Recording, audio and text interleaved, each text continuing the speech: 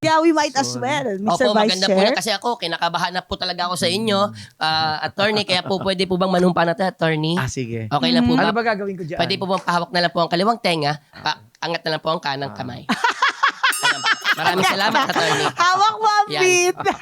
Attorney Ed, dapat ako ganun ka. Totoo ba to? Oo, Ganun talaga? Kaya, taking to please Ganito. respect the court Sige. naman. Opo, kung ayaw niyo po ma-side contempt, Sige. Attorney Ed Ang Chico. lit-lit ng bayad nyo, may ganito. Hindi ako sinabihan. Imagine mo, abogado. ikaw nalita ka sa bayad mo, mas maliit yung bayad sa host. Hindi totoo yan. Niyayabang ni Ay, ano to? This is a crime of So, passion. niyayabangan Charot. lang ako nito kanina. Diyos ko, ang niyayabang ko lang po sa inyo, Niyayabangan isang pala supot ng ako. candy, libre po yun dito. Sige, Libre po yun gawin ko na dito. to. Ano ba yan, di ba? Go na po, madam. Seryoso to, ganito talaga. Apo. Iba-iba. Sige, Gusto niyo po ba paayong nakataas? Ayo, dito tayo matapos. Sige na po. Nag-enjoy ako, no? Ikaw nag-enjoy ka. Nagangawit kasi Kaya ako. niyaba ko eh. 2 minutes na 2 minutes. Mawawala na ng Attorney Ed dugo. Chico. Mawala ako ng kliyente sa inyo eh. Okay na ako eh. Okay, go Do po. you swear to tell the In truth? fairness, nakakainit kayo na ulo Ayusin na natin, halika na ha. Nakakainis to mga to. Sige. Do you swear Ito na to po. tell the truth, the whole truth? Ayan. Not the truth. So help Yourself. your lawful self. Siyempre. And with that, simulan na ang hilig na ito!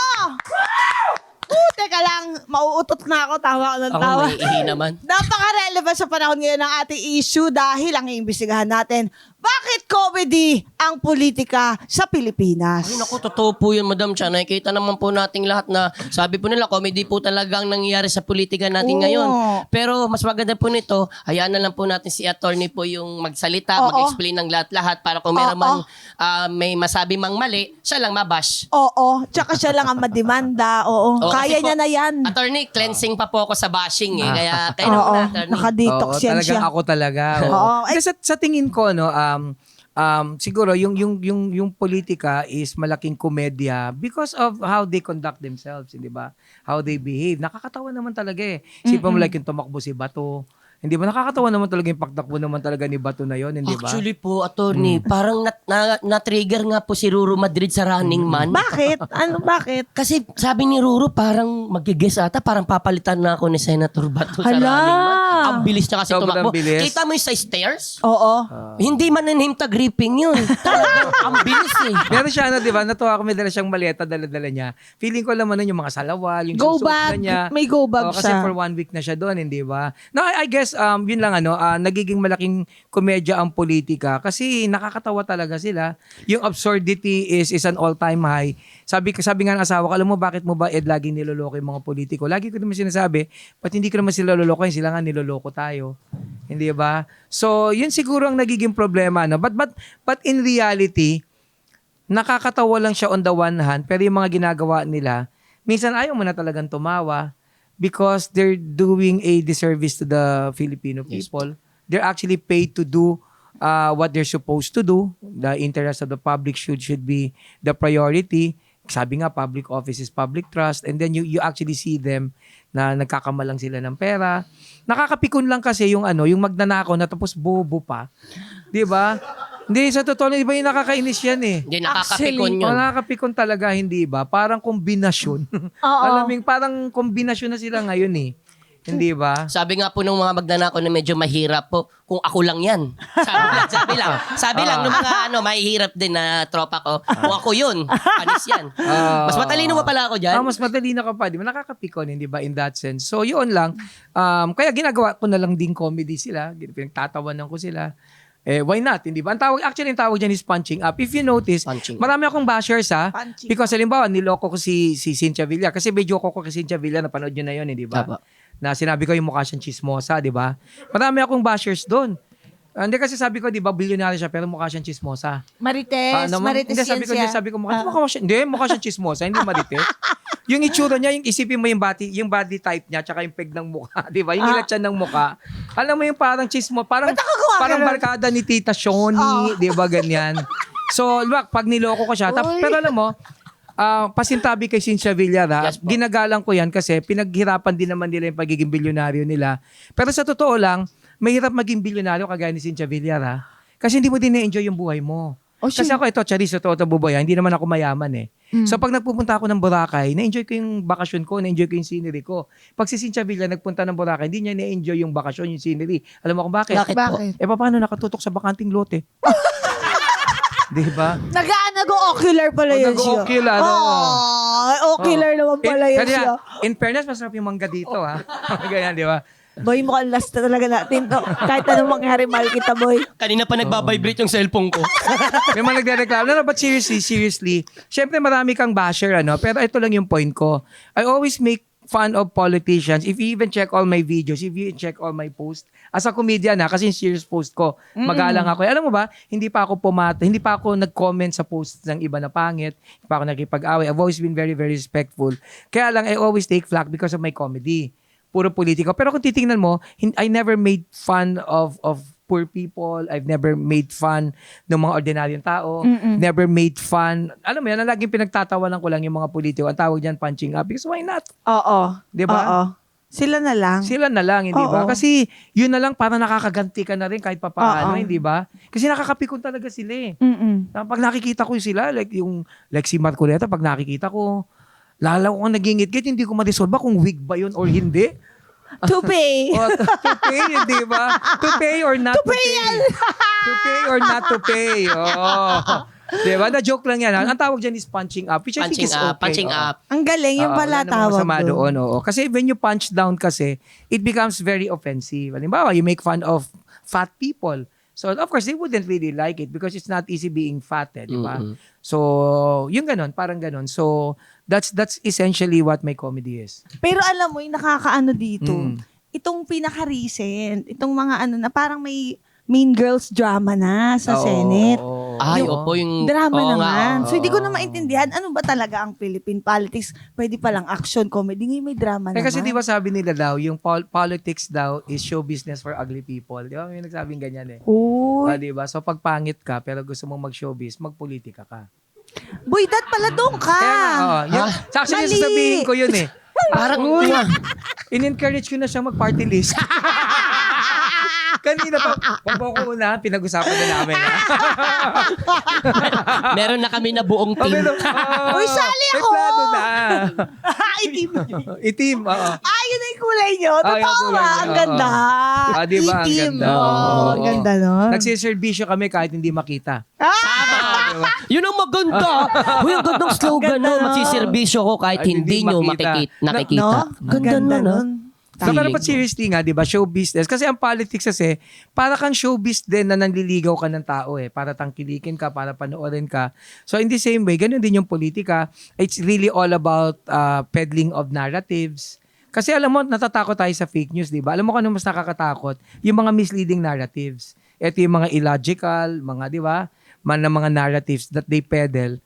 And because they want to look good, hindi ba? So, ganun yung ginagawa nila. Like ito, halimbawa, hindi ko minamalit yung pinagdaanan ni Pia Cayetano. I would assume, hindi natin pwedeng husgahan. I would assume talagang natakot siya, umiyak siya. In fact, sa sobrang iyak niya, di ba, kahit si Lauren Legarda, nakiiyak na rin. Di ba? Parang inaalo niya. Kayo po naiyak po ba? Actually, Opo. naiyak din ako Naiyak kasi ka naisip din. ko, sayang yung boto ko. Alam mo yung ganun.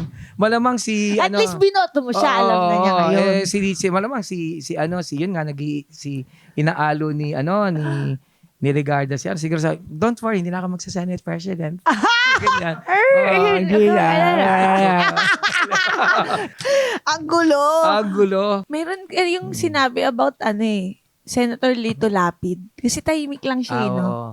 Ay, oo, sabi ko, Tahimik lang yan siya. ang maganda kasi kay Senator Dito Lapid, kalmado lang. Yun nga. Yun ang magandang politiko, yung nagkakagulo na, kalmado lang. Ah. Alam mo ba dati, in-interview dati true story, di ba kailangan natin ng plasma sa dugo ng COVID? So, tinanong siya kung gusto niya mag-donate. Ang sabi niya, well, actually, kung plasma, kung tatanungin niyo, willing ako mag-donate dyan. Sabi ko nga, sa bahay nga, may 74 ako, tsaka 54. Yun nga lang sila ang remote, ganyan, hindi ba?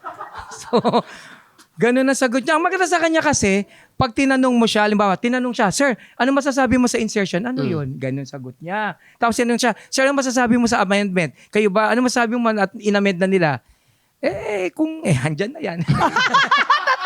Kung gusto nila, ba't naman ako reklamo? Di ba ganun lang siya? Hindi siya nagbibigay ng opinion. Baka sa mic. Oo. Baka. Oo, ganun. baka dun lang Ganun po. siya talaga. I remember there was this one time, ini-interpolate siya. Gusto siyang Binibigyan pahiyain. mo natin ang Walang benefit Oh, of the doubt. English yung tanong, Senator Lapid. Opo. Ano masasabi mo sa sagot sa tanong ko? Mahirap sagutin. Siyempre, nag-appear na sila. Pagkatawan. Alam mo kung gaano siya kagaling, sabi niya, alam mo, Ginoong Senador, isa lang po masasabi ko sa tanong niyo. Ano po yun? Actually po, ang husay niyo. It works. Kaya na It works. sinabi. Paano maawayin Ganun yun? ka. Tama po kayo. Oo, Ibig tama sabihin, po kayo. Pwede pala ako. Pag pinapagalitan ka ng big bosses ng Tama. Channel 7, in fairness, ang galing ha. Oo. Ganun ang sagot. Hindi ka na Hindi ka na. Kontra. Di ba? Tama ba yun? Kasi sa tingin ko talaga man of few words siya, hindi ba? Dalawang bagay lang yan, either hindi siya masalita o hindi niya din alam. Mas okay na yon. Tama Kasi ba yung salita ka ganung na sa approach? marami Okay kang po ba alam. yun? Nananalo Okay ba yun? Okay lang? Nananalo Hindi ba? Kasi mas nakakapikon nga yung madaldal, hindi ba? Yung maraming sinasabi. Pag si Cayetano, di ba, marami naiinis sa kanya ngayon. Gusto ko lang tanong kay Tony. Attorney, pinapatawag po ba kayo ng ibang politician na hindi ko gusto yung sinabi, yung banat niya sa... Oo, Wala actually. Sinasama. May ganun po Seriously, no, may mga nagpapadala ng mga parang emisaryo. Some people would actually get in touch with me. Sabi ni Senator, baka daw bawas-bawasan mo yan. But May ganon. Yeah, but I really couldn't care less because number one, believer ako ng free speech. Number two, Tama. naniniwala ako na hindi naman libelous yung sinasabi ko kasi wala namang masamang motibo, comedy yon. And number three, why couldn't we actually talk about them? Sila nga nagdanakaw, hindi tayo di ba? Oo Sila nga. nga nagdanakaw, nagsisinungaling, di ba? Tapos ako magbibiro lang ako, bawal. Ito nga, bawa attorney. Hindi ka attorney ngayon, director ka. Yan ang ganda. Gagawa ka ng pelikula mo. Bahala ka, action, drama, horror. O gusto mo, gawan mo natin tagi-tagisa. Pipili ka ngayon ng casting. Okay, boy, ilista natin to. Sige. Siguro Casting ni Direk. depende sa pelikula. Anong storya? Hindi, gawa ka, attorney. Kunwari, confrontation. Oh, yeah. Confrontation tayo, Yeah. attorney. Sinong politikong paghaharapin mo? Siguro si Claire Castro at saka si Guanzon. Bakit? Kagulo yun, isipin mo naman, hindi ba? Oo. Isipin mo, hindi ba? Paano magiging eksena Hindi kaya? pa sila nag-uumpisa. Anong storya Nakakagulo nila? na eh. Anong Diba? magandang storya ba doon? Wala lang, siguro. Nung Ano lang sila, nag-debate. Siguro may talk show. Oo. Ang istorya, may talk show. First time nila nag-meet, di ba? Oo. Tapos mag-aaway sila. Parang Oo. na-imagine ko lang, ang sarap nilang i-direct. Oo. Di ba? Yung marunong pa sila sa directory, yung feeling ko. Oo. Hindi ba? Yun, Oo. okay sa akin yun pag sila. Oo. Siguro si Claire Castro at saka. Si Claire Castro kasi di ba, ano siya yung spokesperson na parang nagbebenta lang ng lumpia sa UP. Totoo, di ba? Di ba? Aminin mo. Hindi, totoo. Auntie Claire, aminin mo naman. Yung parang may dala parang siya may dalang malaking tampipi. Ano may ganon? Tapos kumikilatis ng isda kung bilasa or hindi. Ganun naman siya talaga, hindi At ba? least magaling siya mamili ng isda. Ibig mo sabihin, maka-BBM ka? Wala Tama. akong sinabi Ayun ang ka. ganun yun Alam mo, eh. ikaw Tama yung issue napili ka. niyang isda. Talaga. Eto po, inamin na po ni Charis. Si Charis po, maka-BBM. Hindi na ako nakarehistro Inamin mo. Ay, Josera ka. Hindi porket hindi ka nakarehistro, wala kang pinapaboran. Ang Wala. sabi niya, si Claire Castro magaling daw mamili ng isda. Sino ba napili? Si BBM. Yun ang implication nun. Ang tawag doon sa logic, deduction. Na-deduct ko, na-deduce ko. Dito, ibalik sa akin. Wow, ang liit na nga. Hindi na-deduct pa. Grabe. Yan, basahin namin mo. Alam mo sino talaga president ko? Bata sino? pa lang ako. Totoo to. Walang Sino? keme to. Sino? Senator Miriam talaga. Sabi oo. ko, paglaki ko, pag pwede na akong boboto, sana siya yung president. Pero totoo naman, parang she's like the president we never had. Ano? Yes. Oo. Totoo. Actually, I was emotional when she passed away. Oo. I was. Oo. Siya yung napapanood ko talaga sa news. Kasi nung bata tayo, wala naman yung Netflix, Oo. YouTube. Sa balita wala lang talaga tayo. So, alam mo yung nangyayari. Inaabangan mo siya kung paano magsalita eh. Oo, natutuwa ako sa kanya. Totoo. Gusto ko siyang Tsaka maging may close. paninindigan siya. Ganun. Wala naman siya naging kasong Wala. corruption. Oo. Tapos she's very straight, di ba? Tapos Tapos may pinaglalaban siya. So, yun nga, nakakalungkot lang na sa Pilipinas kung sino yung dapat maupo, siya yung hindi nauupo. But I'm really hoping that at some point we'd be able to do what we need to do. Sana nga. Pero ako, nag-hope din ako. Ako din. We will oo. wait for that moment. Mangyayari. For the meantime, commercial muna. Yan, manood muna tayo ng mga commercial. Oo.